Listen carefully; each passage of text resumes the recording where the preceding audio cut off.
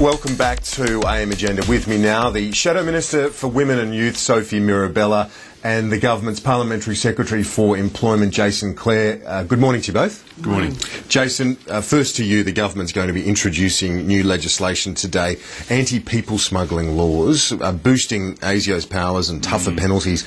But isn't the bottom line here that in Indonesia it's still not a crime, people smuggling, so we might be toughening everything up here, but where the boats are coming through, it's a very different situation. There's a gulf in the legal deterrent. Well, yeah, you make a good point. It's something we've been talking to Indonesia about for some time. The Minister for Home Affairs was in Indonesia in December talking to his counterparts about this.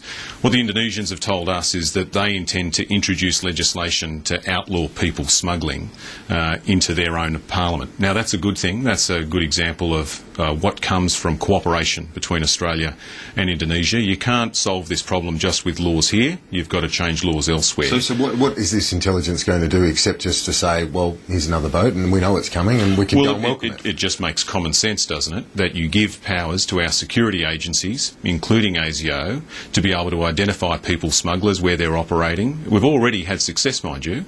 90 occasions or thereabouts where we've been able to stop people before they get onto boats in Indonesia, stop the people smugglers. But extra powers, extra resources for ASIO and security organisations, that just makes sense. There are a lot of people that are desperate out there, fleeing countries because of war and strife, looking for safe haven. And in those transit countries like Indonesia and like Malaysia, you've got people smugglers trying to entice them to come to Australia. These laws will help. Sophie, your thoughts? Well, of course, the coalition has always been the coalition for strong border protection and for strong control over illegal immigration. Now, these measures wouldn't be necessary if the government itself hadn't weakened border protection. We know from the streets of Indonesia, people know that the current Prime Minister has weakened our borders, and we've seen that through the boat arrivals. Already this year, we've had 13 boats. So, yes, of course, we are responsible, and unlike the Labor Party in opposition, we support positive measures. But this wouldn't be necessary if the government hadn't weakened border protection. And the public knows that, the people smugglers know that, and those who have the resources and the funds to jump the queue know that, and that's why we're in this particular situation. It's a difficult one, Jason, for you, given that there were up to 3,000 boat arrivals, individuals arriving last year, the numbers continuing this year. It's a difficult one politically in an election year with no sign that this is going to stop anytime soon. It is a complicated problem, and you can't solve it just with laws here.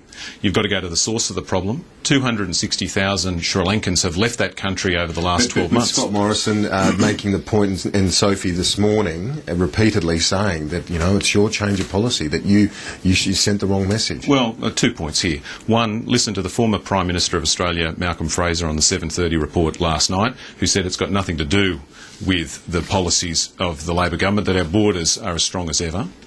And the second point that Scott often makes is he says that it was the Howard government policies that got the boats to stop. It's wrong. What got the boats to stop in 2002 was America invaded Afghanistan. And if you want proof of that, Kieran, in 2002, 3 million Afghanis returned home. Between 2002 and 2004, 3 million Afghanis returned back to Afghanistan. That's why the boats stopped, because people were going back, because it was made safe, because the Taliban were overturned. Sophie Mirabella, all this week, this is another issue now. I mean, that's silly stuff. For Jason to rely on a former ancient Prime Minister who had no involvement at all with the strong border protection policies of the Howard government is a bit silly. We've got a few other issues I want to get through. It's a busy morning. Peter Garrett and the insulation program. Every question this week has been focused to him. The Prime Minister's not going to dump him, it seems, from all the words we're hearing from Kevin Rudd. When is it time to move on and focus on others in this government and also other issues? Well, I'm still getting concerned people from my electorate, whether they've had alleged dodgy installation in their homes, or whether they're small business people who may have to put off workers who are left with tens of thousands of dollars of stock and equipment. So for them it's a real issue. And as politicians, we have a responsibility to make sure that we hold the government accountable and ministers accountable when it is costing jobs, when it is costing small businesses their cash flow and their viability. And this is the worst debacle we've seen since the Whitlam government. The fact that the Prime Minister is arrogant and stubborn and refuses to either tell Mr Garrett to tender his resignation, or failing that, sacking him himself, tells you one of two things. Either he's running scared and paranoid and wants to be seen as the big tough man of Australian politics. No one's going to get rid of any one of my ministers. Or secondly, what is he afraid of? What is he afraid of? If he has to sack Peter Garrett, what will Peter Garrett, what beans will he spill about what Kevin Rudd knew about the program? Because let's face it, Peter Garrett has the job of administering the program, and he's done it appallingly, absolutely appallingly.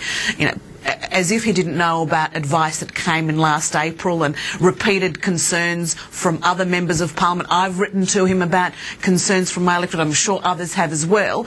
Now, he was the administrator. Who was the architect of this program? And I can't believe that a control freak like the Prime Minister didn't have his paws all over this to begin with. Well, to you, Jason, and I suppose that